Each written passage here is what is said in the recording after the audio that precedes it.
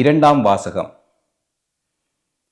எந்த படைப்பு பொருளும் கிறிஸ்துவின் அன்பிலிருந்து நம்மை பிரிக்க முடியாது. திருத்தூதர் பவுல் உரோமியருக்கு எழுதிய திருமுகத்தில் இருந்து வாசகம்.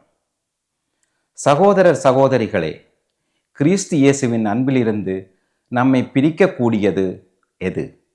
வேதனையா, நெருக்கடியா, இன்னலா, பட்டினியா, ஆடை இல்லாமையா, இடரா, சாவா? எதுதான் நம்மை பிரிக்க முடியும்? ஆயினும் நம்மேல் அன்பு கூர்ந்தவரின் செயலால் மேல் கூறியவை அனைத்திலும் நாம் வெற்றி மேல் வெற்றி அடைகின்றோம்.